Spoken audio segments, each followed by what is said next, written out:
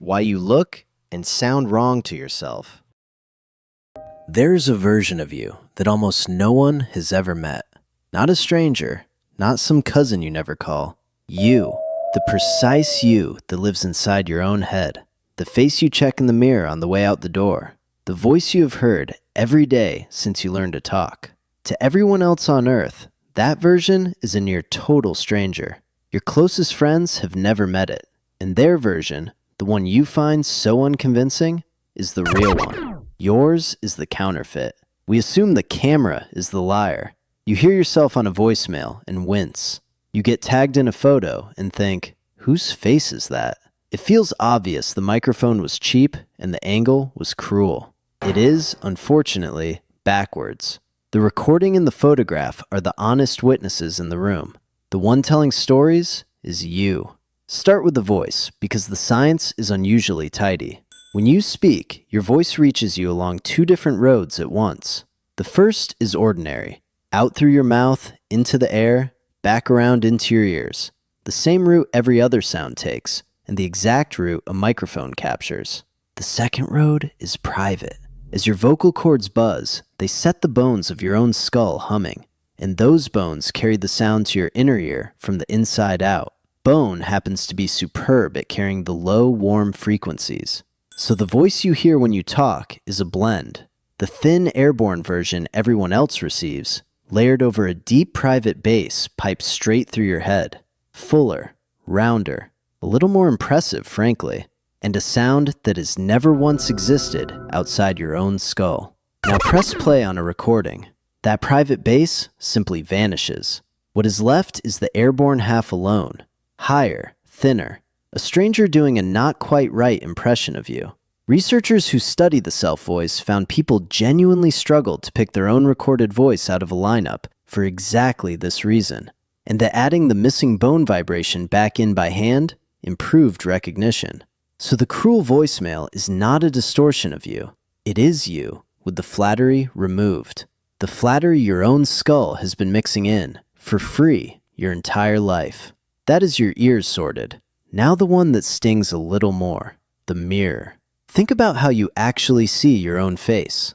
Almost never directly, almost always as a reflection, and a reflection is flipped. Your left side sits on the right, and since no human face is truly symmetrical, your mirror face and your real face are, very faintly, two slightly different people. In the 1970s, researchers ran a lovely, simple test of what that does to us. They photographed people, made a mirror-flipped copy of each shot, and asked the person which of the two they preferred.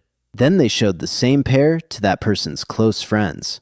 The answers came apart with almost comic reliability. People preferred the mirror version of themselves. Their friends preferred the true, unflipped one. Each side chose, without knowing why, the face they had simply seen the most.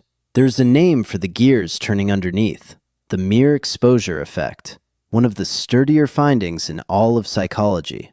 We grow to like things for no better reason than having encountered them before. You have looked at your mirror face tens of thousands of times, so your brain has filed it as the correct one. Every photograph of the actual you then arrives feeling faintly, unplaceably wrong. Not ugly, just off, in a way you can feel in your chest and never quite point to, which produces a small, lovely paradox. You look at a candid photo of yourself and think it looks nothing like you. Your friend looks at the identical photo and thinks it looks exactly like you. Neither of you is lying, and neither of you is mistaken. You are each being faithful to a different version of the same face. Yours is the reflection. Theirs is the reality. And there are far more of them than there are of you. Now hold both halves up together, the voice and the face, and something quietly enormous drops out of them. The voice you identify with, the face you defend, the whole self you have spent a lifetime building an image around. That person is a private edit, a reflection and a resonance that exist only looking outward from the inside. Every other human being who has ever known you has known a completely different edit and agreed with one another about it the entire time you weren't looking. It is a little like being the only person alive who has read the rough draft, while the rest of the world holds the finished, published book. You keep insisting the draft is the true story, and all of them, patiently, keep shaking their heads. The good news, and there genuinely is some, is that the same trick that trapped you can also let you out. Mere exposure runs both ways. Look at your true face often enough, hear your recorded voice often enough, and the strangeness wears off. The brain simply updates the file to match the evidence. It is why people who film themselves for a living stop wincing after a while. You are allowed, in effect, to introduce yourself to yourself. It only asks that you show up more than once, which leaves a single, genuinely strange question hanging in the air. If the face in the mirror and the voice in your head were the two things about yourself you felt most certain you knew, and both turn out to be private versions almost no one else has ever met, then how much of the rest of you are you also, quietly, the very last to find out about? If you enjoyed this strange little journey, subscribe and help us reach 1 million curious minds. There are many more weird facts hiding in plain sight, and we intend to bother all of them. The only question left is, which one we bother next?